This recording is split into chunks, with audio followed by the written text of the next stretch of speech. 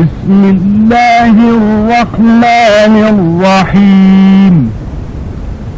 تبارك الذي نزل الفرقان على عبده ليكون للعالمين نذيرا. الذي له ملك السماوات والأرض ولم يتخذ ولدا ولم يكن له شريك في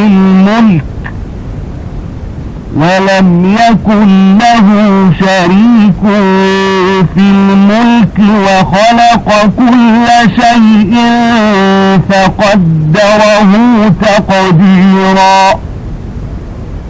واتخذوا من دونه آلهة لا يخلقون شيئا وهم يخلقون ولا يملكون لأنفسهم ضرا ولا نفعا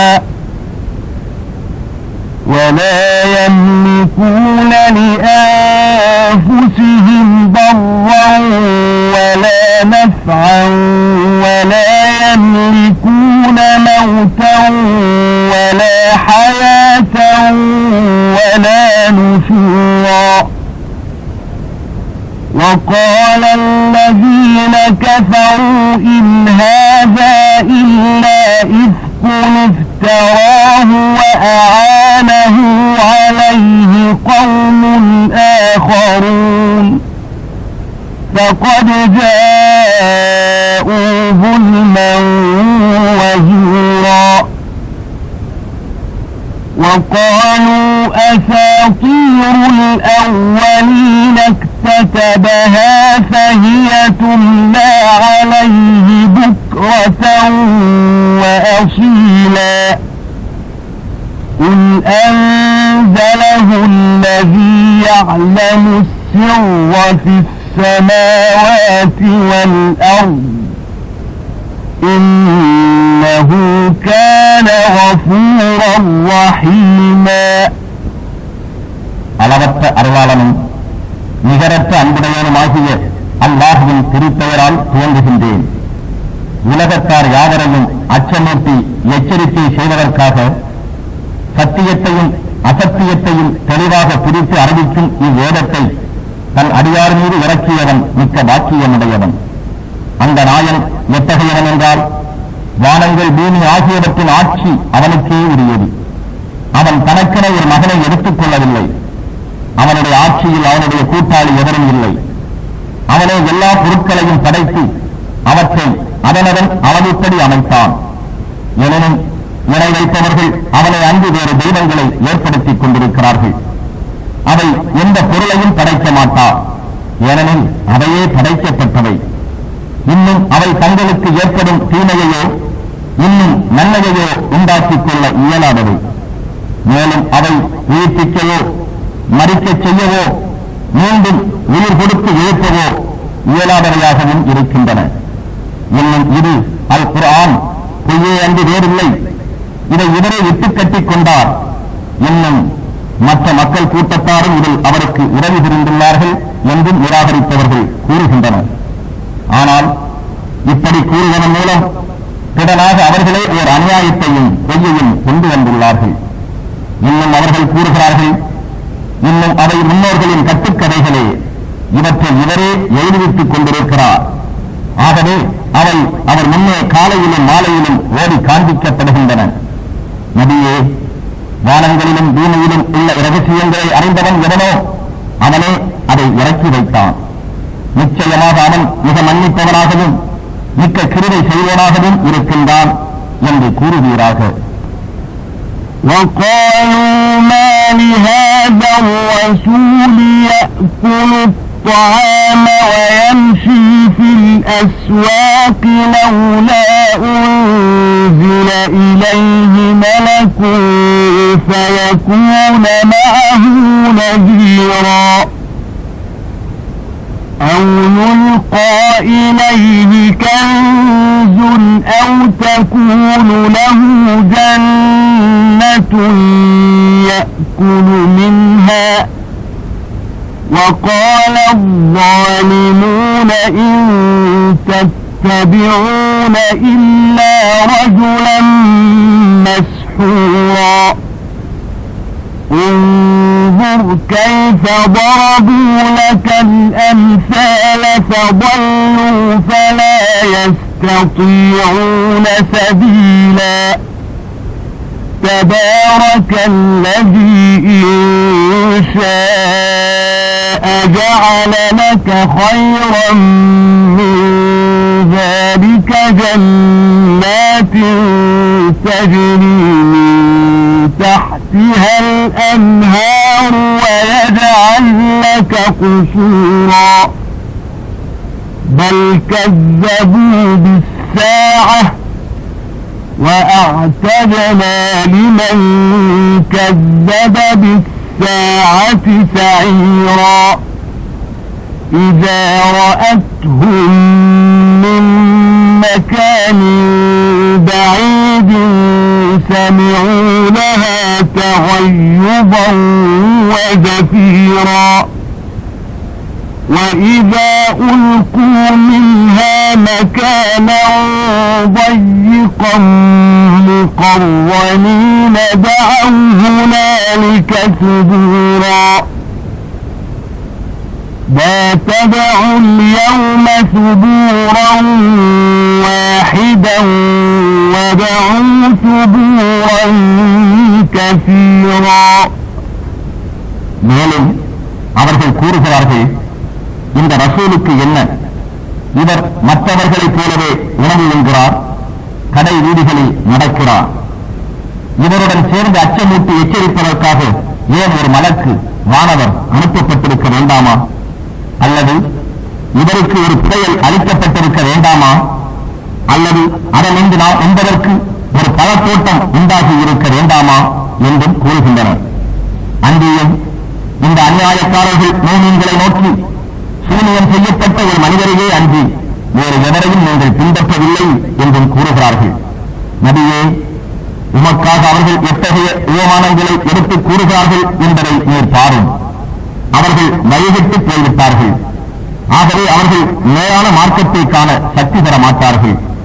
நபியே, இந்நிராகரிப்போர் சொல்வதை விட மேலான சுவன தோட்டங்களை உமக்காக உண்டாக்குவானே, அந்த நாயன் பாக்கியம் மிக்கவன். அவற்றின் கீழே ஆறுகள் சதா ஓடிக்கொண்டிருக்கும். இன்னும் உமக்காக அங்கு மாளிகைகளையும் அவன் உண்டாக்குவான். எனினும் அவர்கள் இறுதி விசாரணை காலத்தையே பொய்ப்பிக்க முற்படுகின்றனர். ஆனால் நாம் அந்த காலத்தை பொய்ப்பிக்க முற்படுபவனுக்கு நரக நெருப்பை சித்தம் செய்திருக்கிறோம். அந்நரகம் இவர்களை வெகு தொலைவில் காணும் போதே அதற்கே உரித்தான கொந்தளிப்பையும் பேரிரைச்சலையும் அவர்கள் கேட்பார்கள். மேலும் அந்நரகத்தின் ஒரு நெருக்கமான இடத்தில் அவர்கள் சங்கிலியால் கட்டி எறியப்பட்டால் அவ்வேதனையை தாங்க மாட்டாமல் அதைவிட அழிவே மேல் என அங்கே வேண்டி அழைப்பார்கள். இந்த நாளில் நீங்கள் ஓர் அழிவை அழைக்காதீர்கள், இன்னும் பல அழிவுகளை வேண்டி அழையுங்கள் என்று அவர்களிடம் கூறப்படும். قُلْ أَذَلِكَ خَيْرٌ أَمْ جَنَّةُ الْخُلْدِ الَّتِي وُعِدَ الْمُتَّقُونَ كَانَتْ لَهُمْ جَزَاءً وَمَصِيرًا لَهُمْ فِيهَا مَا يَشَاءُونَ خَالِدِينَ كَانَ عَلَى رَبِّكَ وَعْدًا مَسْئُولًا وَيَوْمَ يَحْشُرُهُمْ وَمَا يَعْبُدُونَ مِن دُونِ اللَّهِ فَيَقُولُ أَأَنْتُمْ أَضْلَلْتُمْ عِبَادِي هَؤُلَاءِ أَمْ هُمْ ضَلُّوا السَّبِيلَ قالوا سبحانك ما كان ينبغي لنا أن نتخذ من دونك من أولياء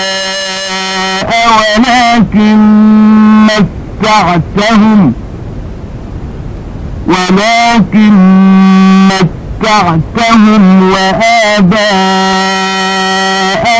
حتى نسوا الذكر وكانوا قوما بورا فقد كذبوكم بما تقولون فما تستطيعون صرفا ولا نصرا ومن يظلم منكم نذقه عذابا كبيرا وما أرسلنا قبلك من المرسلين إلا إنهم ليأكلون الطعام ويمشون في الأسواق وجعلنا بعضكم لبعض فتنة أتصبرون وكان ربك بصيرا. அத்தகைய நரகமானது நல்லதா அல்லது பயபக்தி உடையவர்களுக்கு வாக்களிக்கப்பட்டுள்ள நித்திய சொர்க்கம் நல்லதா? அது அவர்களுக்கு நற்கூலியாகவும் அவர்கள் போல் சேரும் இடமாகவும் இருக்கும் என்று அவர்களிடம் நபியே நீ கூறும். அதில் அவர்களுக்கு விரும்பியதெல்லாம் கிடைக்கும். அதில் அவர்கள் நிரந்தரமாக தங்குவார்கள். இதுவே உன்னிடம் வேண்டி பெறக்கூடிய வாக்குறுதியாக இருக்கும். இணை வைத்து வணங்கியவர்களையும் அல்லாஹ்வை அன்றி அவர்கள் வணங்கிக் கொண்டிருந்தவற்றையும் ஒன்று சேர்க்கும் நாளில் அத்தெய்வங்களை நோக்கி என்னுடைய இந்த அடியார்களை நீங்கள் வழிகெடுத்தீர்களா அல்லது அவர்கள் தாமாகவே வழிகெட்டு போனார்களா என்று இறைவன் கேட்பான்.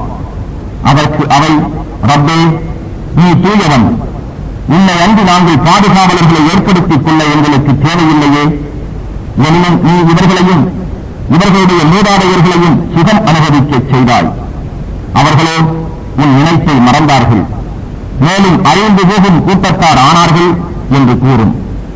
இறைவன் இணை வைப்பவர்களிடம் இதை வழிகெடுத்தன என்று நீங்கள் சொல்லியதையெல்லாம் திடனாக இவை பொய்யாக்கிவிட்டன. ஆகவே இப்போது வேதனையை தடுத்துக் கொள்ளவோ உதவி பெற்றுக் கொள்ளவோ நீங்கள் சக்தி பெற மாட்டீர்கள்.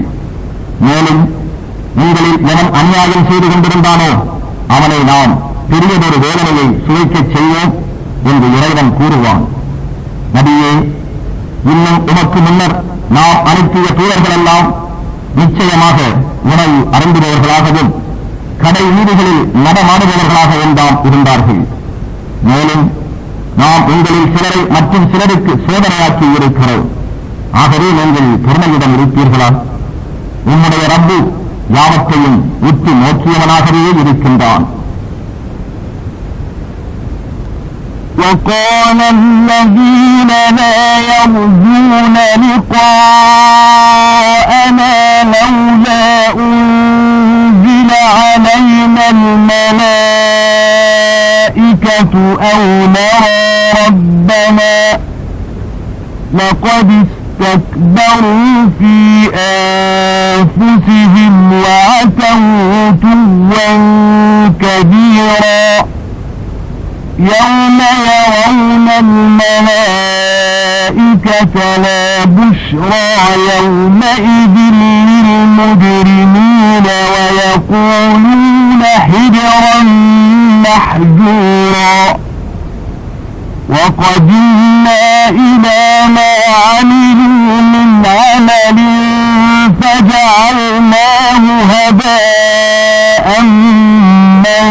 منثورا أصحاب الجنة يومئذ خير مستقرا وأحسن مقيلا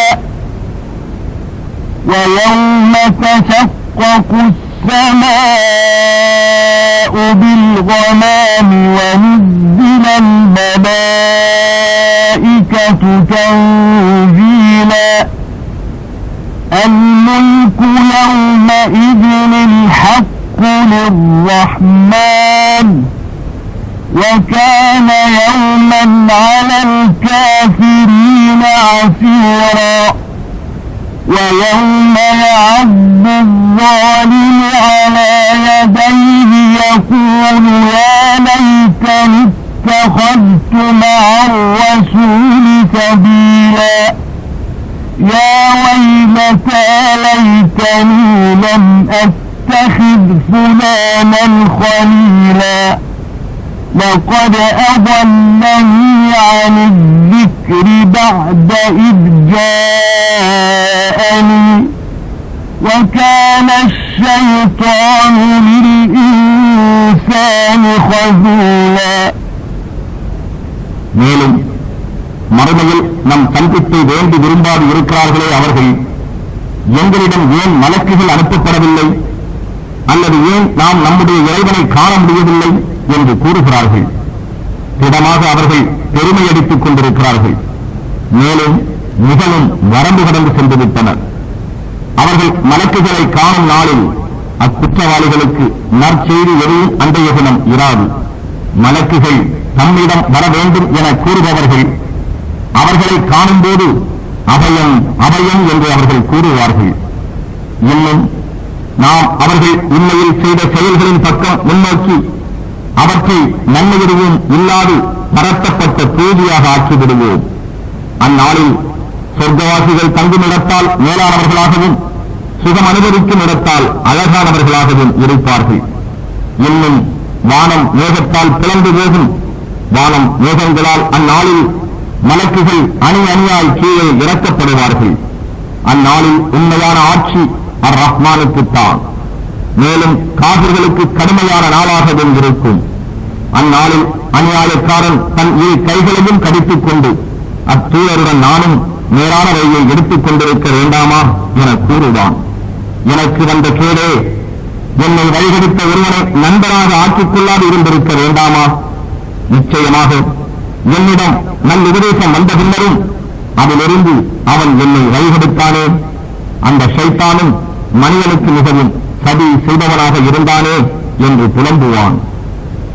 وقال الرسول يا رب إن قوم اتخذوا هذا القرآن مهجورا وكذلك جعلنا لكل نبي عدوا من المجرمين وكفى بربك هاديا ونصيرا.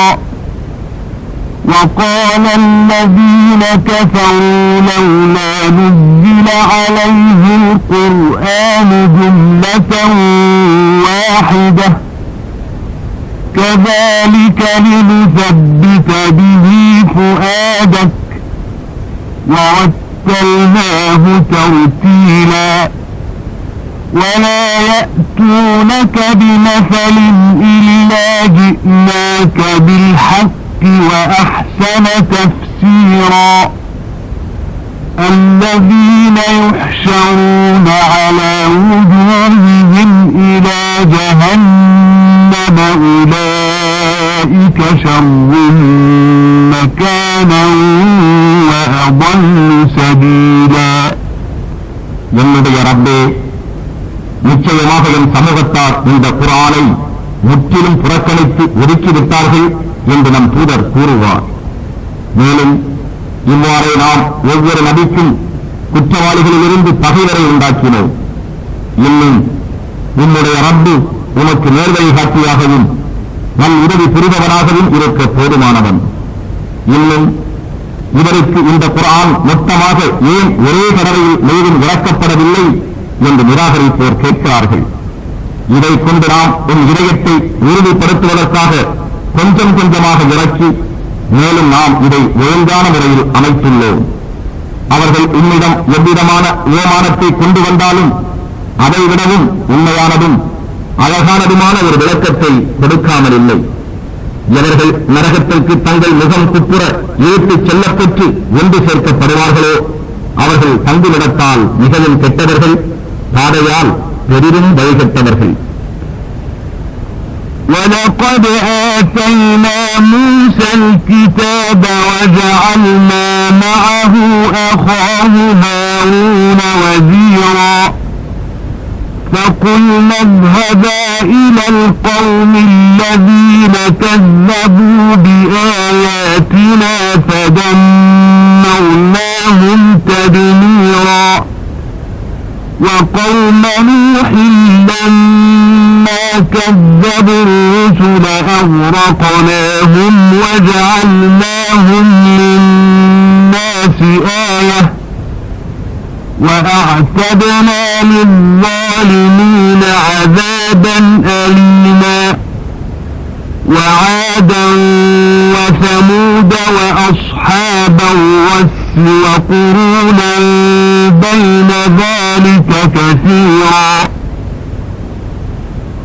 وكلا ضربنا له الأمثال وكلا تبرنا تتبيرا ولقد أتوا على القرية التي أمطرت مطر السوء أفلم يكونوا يرونها بل كانوا لا يرجون نشورا وإذا رأوك إن يتخذونك إلا هزوا أهذا الذي بعث الله رسولا إن كاد ليضلنا عن آلهتنا لولا أن صبرنا عليها وسوف يعلمون حين يرون العذاب من أضل سبيلا أرأيت من اتخذ إلهه هواه أفأنت تكون عليه وكيلا أم تحسب أن أكثرهم يسمعون أو يعقلون إن هم إلا كالأنعام بل هم أضل سبيلا. மேலும் நிச்சயமாக நாம் மூசாவுக்கு தௌராத் வேதத்தை கொடுத்தோம். இன்னும் அவருடன் அவருடைய சகோதரர் ஹாரூனை அமைச்சராகவும் ஏற்படுத்தினோம். ஆகவே நாம் நீங்கள் இருவரும் நம் அத்தாட்சிகளை பொய்ப்பித்தார்களே அக்கூட்டத்தாரிடம் செல்லுங்கள் என்று கூறினோம். பின்னர் அவ்வாறு பொய்ப்பித்தவர்களை முற்றும் அழித்தோம். இன்னும் நூஹின் சமூகத்தவர்கள் அவர்கள் நம் தூதர்களை பொய்யாக்கிய போது நாம் அவர்களை மூழ்கடித்தோம். அவர்களை மனிதர்களுக்கு ஓர் அத்தாட்சியாகவும் ஆக்கி வைத்தோம். மேலும் அநியாயக்காரர்களுக்கு நோவினை செய்யும் வேதனையை நாம் சித்தப்படுத்தி இருக்கிறோம். இன்னும் ஆது சமூது கூட்டத்தாரையும் ரஸ் அகழ் வாசிகளையும் இவர்களுக்கு இடையில் இன்னும் அநேக தலைமுறையினரையும் நாம் தண்டித்தோம். அவர்கள் ஒவ்வொருவருக்கும் நாம் பல உதாரணங்களை கூறினோம். இன்னும் அவர்கள் செய்யவே அவர்களை நாம் முற்றிலும் அழித்தோம். இன்னும் நிச்சயமாக நிராகரிப்பவர்கள் ஒரு தீமையான கல்மாறி பொழிவிக்கப்பட்ட ஊருக்கு சென்றிருக்கிறார்கள். அதனையும் இவர்கள் பார்க்கவில்லையா? எனினும் மரணத்திற்கு பின் உயிர் கொடுத்து எழுப்பப்படுவதை இவர்கள் நம்பவே இல்லை. நபியே, மேலும் இவர்கள் உம்மை காணும் போது இவரைத்தானா தூதராக அல்லாஹ் அனுப்பினான் என்று பரிகாசமாக கூறுபவர்கள் அல்லாமல் உண்மை அவர்கள் ஏற்றுக்கொள்வதில்லை. நாம் நம் தெய்வங்களின் மீது உறுதியாக இல்லாதிருந்தால் நம்முடைய தெய்வங்களை விட்டும் திருப்பி நம்மை இவர் வழிகெடுத்தே இருப்பார் என்றும் அவர்கள் கூறுகின்றனர். மறுமையில் வேதனையை அவர்கள் காணும் போது பாதையால் மிக வழிகட்டவர்கள் யார் என்பதை நன்கு அறிந்து கொள்வார்கள். தன் இழிவான இச்சையையே தன் தெய்வமாக எடுத்துக் கொண்டவனை நபியே நீர் பார்த்தீரா? அத்தகையவனுக்கு நீர் பாதுகாவலராக இருப்பீரா? அல்லது நிச்சயமாக அவர்களில் பெரும்பாலோர் உன் உபதேசத்தை கேட்கிறார்கள் அல்லது அறிந்து உணர்கிறார்கள் என்று நீர் நினைக்கின்றீரா? அவர்கள் மிருகங்களை போன்றவர்களே அன்றி வேறில்லை. அல்ல, அவற்றை விடவும் அவர்கள் மிகவும் வழிகட்டவர்கள். ألم تر إلى ربك كيف مد الظل ولو شاء لجعله ساكنا ثم جعلنا الشمس عليه دليلا ثم قبضناه إلينا قبضا يسيرا وهو الذي جعل لكم الليل لباسا والنوم سباتا وجعل النهار نشورا وهو الذي أرسل الرياح بشرا بين يدي رحمته وأنزلنا من السماء ماء طهورا لنحيي به بلدة ميتا ونسقيه مما خلقنا أنعاما وأناسيا كثيرا ولقد صرفناه بينهم ليذكروا فأبى أكثر الناس إلا كفورا ولو شئنا لبعثنا في كل قرية نذيرا فلا تطع الكافرين وجاهدهم به جهادا كبيرا وهو الذي مرج البحرين هذا عذب فرات وهذا ملح أجاج وجعل بينهما برزخا وحجرا محجورا وهو الذي خلق من الماء بشرا فجعله نسبا وصهرا وكان ربك قديرا ويعبدون من دون الله ما لا ينفعهم ولا يضرهم وكان الكافر على ربه ظهيرا நபியே, உன்னுடைய ரப்பு நிழலை எப்படி நீட்டுகிறான் என்பதை நீர் பார்க்கவில்லையா? மேலும் அவன் நாடினால் அதனை அவன் ஒரே நிலையில் அசைவற்று இருக்கச் செய்ய முடியும். நபியே, பின்னர் சூரியனை நாம் தாம் நிழலுக்கு ஆதாரமாக ஆக்கினோம். பிறகு நாம் அதனை சிறுக சிறுக குறைத்து நம்மிடம் கைப்பற்றிக் கொள்கிறோம். அவன்தான் உங்களுக்கு இரவை ஆடையாகவும் நித்திரையை இளைப்பாறுதலாகவும் ஆக்கியிருக்கின்றான். இன்னும் அவனே பகலை உங்கள் உழைப்புக்காக ஒளி வீசி பிரகாசிக்கவும் ஆக்கியிருக்கின்றான். இன்னும் அவன்தான் தன்னுடைய கிருபை மழைக்கு முன்னே காற்றுகளை நன்மாராயமாக அனுப்பி வைக்கின்றான். மேலும் நபியே, நானே வானத்திலிருந்து தூய்மையான நீரையும் இறக்கி வைக்கிறோம். இறந்து போன பூமிக்கு அதனால் உயிரளிக்கிறோம். நாம் படைத்துள்ளவற்றிலிருந்து கால்நடைகளுக்கும் ஏராளமான மனிதர்களுக்கும் அதை கொண்டு பருகும்படி செய்கிறோம். அருட்கொடையை மனிதர்கள் நினைவுபடுத்திக் கொள்வதற்காக இதை பலவாறாக அவர்களிடையே பங்கிடுகிறோம். ஆனால் மனிதர்களில் பெரும்பாலோர் இவ்வுண்மையை நிராகரிக்காமல் இல்லை.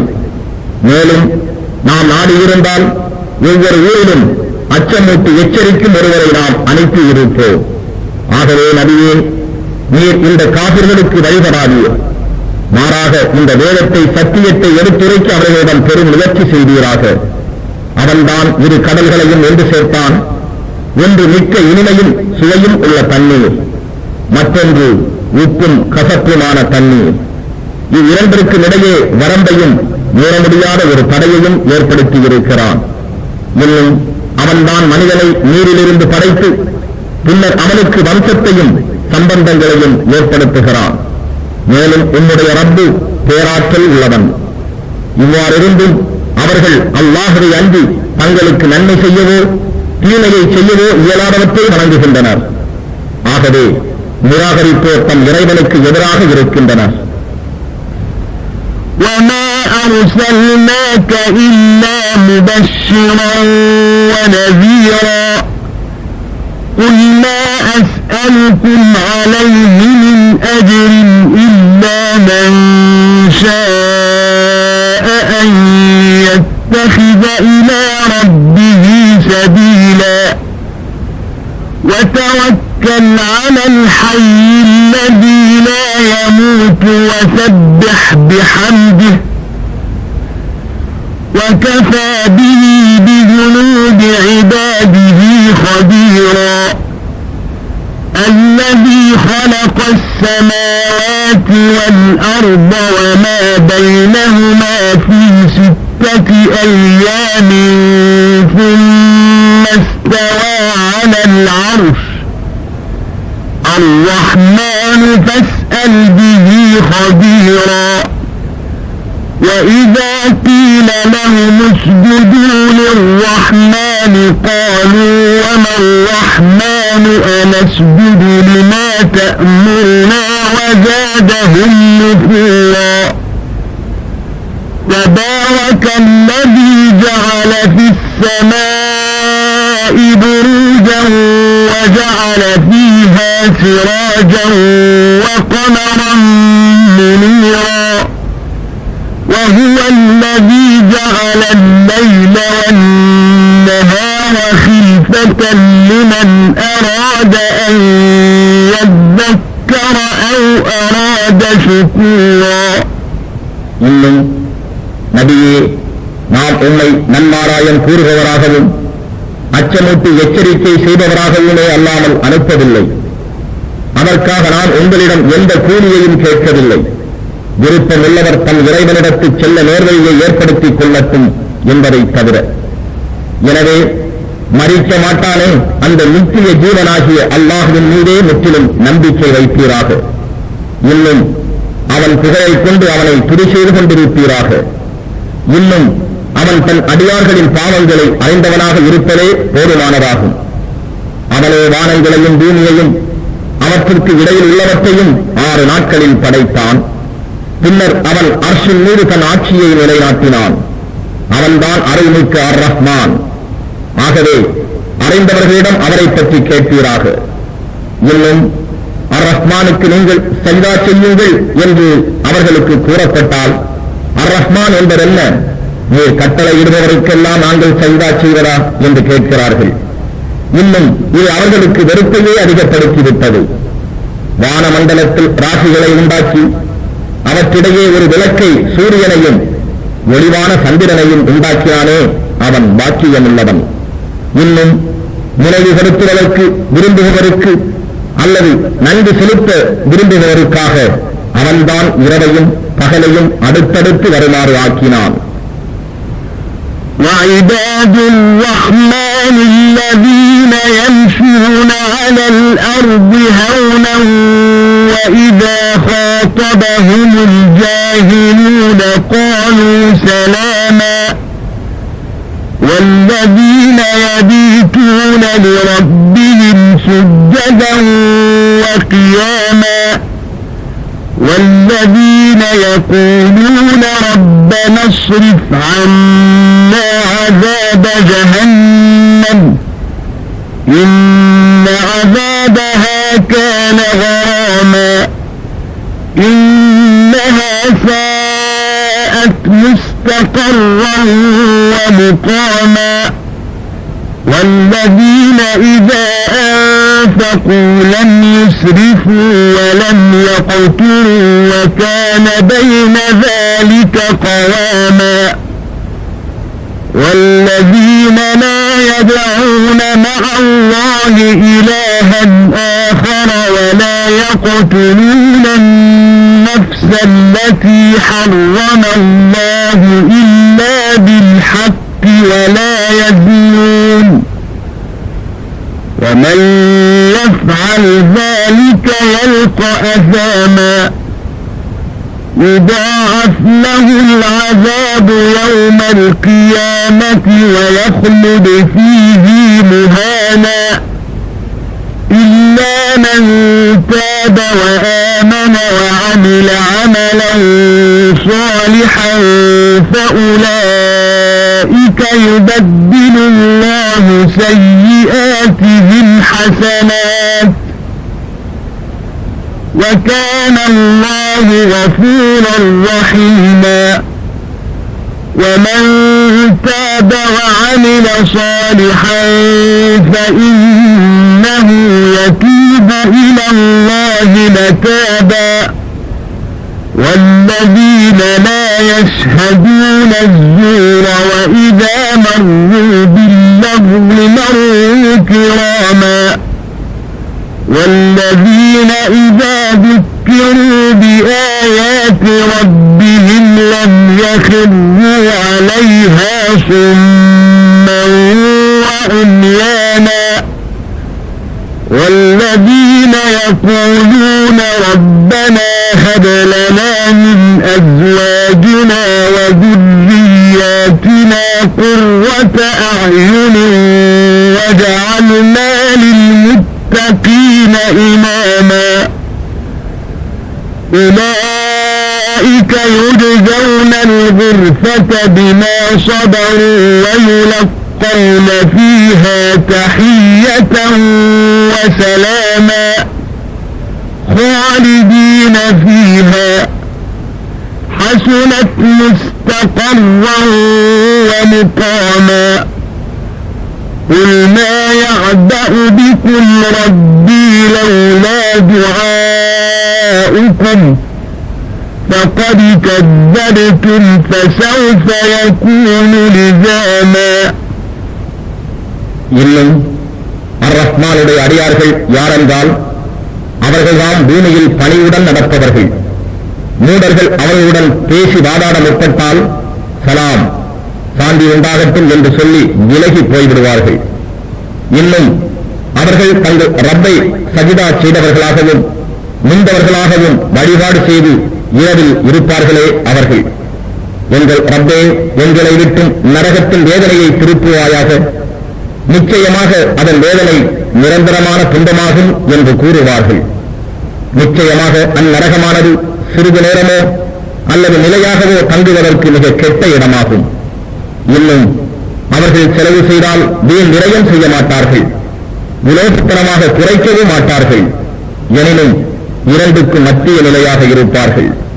அன்றியும் அவர்கள் அல்லாஹுடன் வேறு நாயனை பிரார்த்திக்க மாட்டார்கள்.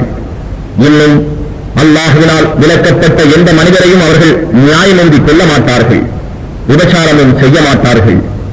ஆகவே எவர் இவற்றை செய்கிறாரோ அவர் தண்டனை அடைய நேரிடும். கியாம நாளில் அவருடைய வேதனை இரட்டிப்பாக்கப்படும். இன்னும் அதில் இழிவாக்கப்பட்டவராக என்றென்றும் தங்கிவிடுவர். ஆனால் அவர்களில் எவர் தௌபா செய்து ஈமானம் கொண்டு சாலிகான நற்செய்திகள் செய்கிறார்களோ அவர்களுடைய பாவங்களை அல்லாஹ் நன்மையாக மாற்றிவிடுவான். மேலும் அல்லாஹ் மிக்க மன்னிப்போனாகவும் மிக்க கிருபை உடையோனாகவும் இருக்கின்றான். இன்னும் எவர் தௌபா செய்து சாலிகான நற்செய்திகள் செய்கின்றாரோ அவர் நிச்சயமாக அல்லாஹ்விடமே திரும்பி விடுகிறார். அன்றியும் அவர் பொய் சாட்சி சொல்ல மாட்டார். மேலும் அவர் வீணான காரியம் நடக்கும் இடத்தின் பக்கம் செல்வார்களாயின் கண்ணியமானவராக ஒதுங்கிச் சென்று விடுவார். இன்னும் அவர்கள் தங்கள் ரப்புடைய வசனங்களை கொண்டு நினைவூட்டப்பட்டால் செவிடர்களையும் குருடர்களையும் போல அவற்றின் மீது விழ மாட்டார்கள், சிந்தனையுடன் செவி சாய்ப்பார்கள். மேலும் அவர்கள் எங்கள் ரப்பே, எங்கள் மனைவியரிடமும் எங்கள் சந்ததியரிடமும் இருந்து எங்களுக்கு கண்களின் குளிர்ச்சியை நன்கொடையாக அளிப்பாயாக, இன்னும் பயபக்தி உடையவர்களுக்கு எங்களை இமாமாக வழிகாட்டியாக ஆக்கி அருள்வாயாக என்று பிரார்த்தனை செய்வார்கள். இத்தகையவர்களுக்கு அவர்கள் பொறுமையுடன் இருந்த காரணத்தால் இவர்களுக்கு சுவனவரியில் உன்னதமான மாளிகை நற்கூலியாக அளிக்கப்படும். முபாரக்கான நல்ல உபசாரமும் சலாமும் கொண்டு அவர்கள் எதிர்கொண்டு அழைக்கப்படுவார்கள். அதில் அவர்கள் என்றென்றும் தங்கிவிடுவார்கள். சிறிது நேரமோ நிரந்தரமாகவோ இருப்பதற்கு அது அழகிய தங்குமிடமாகும். நபியே சொல்வீராக, உங்களுடைய வணக்கமும் பிரார்த்தனையும் இல்லாவிட்டால் என்னுடைய ரப்பு உங்களை பொருட்படுத்தி இருக்க மாட்டான். ஆனால் நீங்களோ சத்தியத்தை நிராகரித்துக் கொண்டே இருக்கிறீர்கள். எனவே அதன் வேதனை பின்னர் உங்களை கண்டிப்பாக பிடித்தே தீரும்.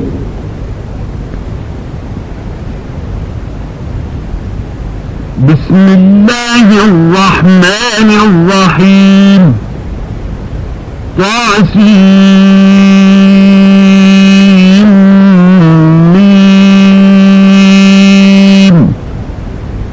تلك آيات الكتاب المبين لعلك باخع نفسك ألا يكونوا مؤمنين إن نشأ ننزل عليهم من السماء آية فظلت أعناقهم لها خاضعين وما يأتيهم من ذكر من الرحمن محدث إلا كانوا عنه معرضين فقد كذبوا فسيأتيهم أنباء ما كانوا به يستهزئون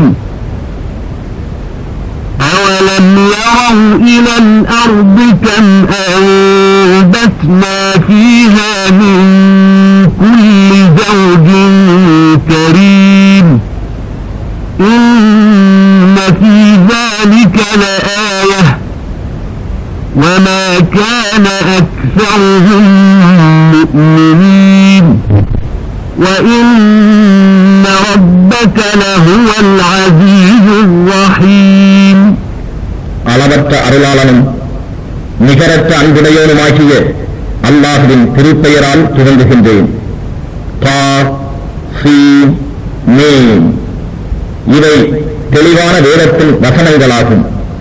நபியே, அவர்கள் மூமீன்களாகாமல் இருப்பதற்காக துக்கத்தால் தம்மை தாமே நீர் அழித்துக் கொள்வீர்கள் போலும். நாம் நாடினால் அவர்களுடைய கழுத்துக்கள் பணிந்து குனிந்து வரும்படி செய்யக்கூடிய அத்தாட்சியை வானத்திலிருந்து அவர்கள் மீது நாம் இறக்கி இருப்போம். இன்னும் அர்-ரஹ்மானிடம் இருந்து புதிய ஞாபகமூட்டி வரும்போதெல்லாம் அதனை அவர்கள் புறக்கணிக்காமல் இருப்பதில்லை. திறனாக அவர்கள் இவ்வேதத்தையும் பொய்ப்பிக்க முற்படுகிறார்கள். எனினும் அவர்கள் எதனை பரிகசித்துக் கொண்டிருக்கிறார்களோ அதன் உண்மையான செய்திகள் அவர்களிடம் சீக்கிரமே வந்து சேரும். அவர்கள் பூமியை பார்க்கவில்லையா? அதில் சந்தையான எத்தனை வகை மரம், செடி, கொடியானவற்றை ஜோடி ஜோடியாக நாம் முளைப்பித்திருக்கின்றோம். நிச்சயமாக இதில் அத்தாட்சி இருக்கிறது.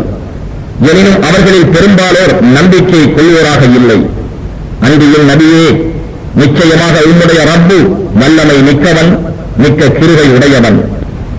وَإِذْ نَادَى رَبُّكَ مُوسَىٰ أَنِ ائْتِ الْقَوْمَ الظَّالِمِينَ قَوْمَ فِرْعَوْنَ أَلَا يَتَّقُونَ قَالَ رَبِّ إِنِّي أَخَافُ أَن يُكَذِّبُونِ وَيَضِيقُ صَدْرِي وَلَا يَنطَلِقُ لِسَانِي فَأَرْسِلْ إِلَىٰ هَارُونَ وَلَهُمْ عَلَيَّ ذَنبٌ فَأَخَافُ أَن يَقْتُلُونِ قَالَ كَلَّا فَاذْهَبَا بِآيَاتِنَا إِنَّا مَعَكُمْ مُسْتَمِعُونَ فَأْتِيَا فِرْعَوْنَ فَقُولَا إِنَّا رَسُولُ رَبِّ الْعَالَمِينَ أَنْ أَرْسِلْ مَعَنَا بَنِي إِسْرَائِيلَ قَالَ أَلَمْ نُرَبِّكَ فِينَا وَلِيدًا وَلَبِثْتَ فِينَا مِنْ عُمُرِكَ سِنِينَ وَفَعَلْتَ فَعْلَتَكَ الَّتِي فَعَلْتَ وَأَنْتَ مِنَ الْكَافِرِينَ قَالَ فَعَلْتُهَا إِذًا وَأَنَا مِنَ الضَّالِّينَ فَفَرَرْتُ مِنكُمْ لَمَّا خِفْتُكُمْ فَوَهَبَ لِي رَبِّي حُكْمًا وَجَعَلَنِي مِنَ الْمُرْسَلِينَ وَتِلْكَ نِعْمَةٌ تَمُنُّهَا عَلَيَّ أَنْ عَبَّدتَّ بَنِي إِسْرَائِيلَ. இறைவன் மூசாவிடம், அநியாயக்கார சமூகத்திடம் செல்க என்று சப்தமிட்டு கூறிய சமயத்தை நினைவு கூறுவீராக. ஃபிர்அவுனின் சமூகத்தாரிடம், அவர்கள் அல்லாஹுவுக்கு அஞ்ச மாட்டார்களா? இதற்கு அவர், ரப்பே, அவர்கள் என்னை பொய்ப்பிப்பதை நிச்சயமாக நான் பயப்படுகிறேன் என்று கூறினார். என் நெஞ்சு நெருக்கடிக்குள்ளாகிவிடும். தெளிவாய் பேச முடியும்படி என் நாவும் அசையாது. ஆகவே என்னுடன் ஹாரூனையும் அனுப்புவாயாக. மேலும் அவர்களுக்கு என்னோடு ஒரு குற்றச்சாட்டும் இருக்கிறது. எனவே அவர்கள் என்னை கொண்டு விடுவார்கள் என்று பயப்படுகிறேன் என்று கூறினார். அதற்கு இறைவன், அவ்வாறல்ல, நீங்கள் இருவரும் நம் அத்தாட்சிகளுடன் செல்லுங்கள். நிச்சயமாக நாம் உங்களுடன் யாவற்றையும் செவியற்போராக இருக்கின்றோம் என கூறினார். ஆதலில் நீங்கள் இருவரும் ஃபிரௌனிடம் செல்லுங்கள், அவனிடம் கூறுங்கள், நிச்சயமாக நாங்கள் இருவரும் அகிலத்தாருக்கு ரப்பு ஆனவனின் தூதர்கள். எங்களுடன் பனு இஸ்ராயீல்களை அனுப்பிவிடு எனவும் கூறுங்கள். ஃபிரௌன் கூறினான், நீர் குழந்தையாக இருந்தபோது நாம் உம்மை எங்களிடம் வைத்து வளர்க்கவில்லையா? இன்னும் உன் வயதில் பல ஆண்டுகள் எங்களிடத்தில் தங்கி இருக்கவில்லையா என கூறினார். ஆகவே நீர் செய்த கூடாத கொலை செயலையும் செய்துவிட்டீர். மேலும் நீர் நன்றி மறந்தவராகவும் ஆகிவிட்டீர் என்றும் கூறினான். மூசா கூறினார், நான் தவறியவர்களில் ஒருவனாக இருந்த நிலையில் அதை செய்துவிட்டேன். ஆகவே நான் அப்போது உங்களை பற்றி பயந்தபோது உங்களை விட்டு தப்பி ஓடினேன். பிறகு ரப்பு எனக்கு நியாயத்தையும் ஞானத்தையும் அளித்து அவனுடைய தூதர்களில் என்னை ஒருவனாக ஆக்கியிருக்கிறான். பனு இஸ்ராயீல்களை அடிமையாக வைத்துக் கொண்டிருக்கும் நிலையில் இது நீ எனக்கு சொல்லி காண்பிக்கக்கூடிய பாக்கியமாகுமா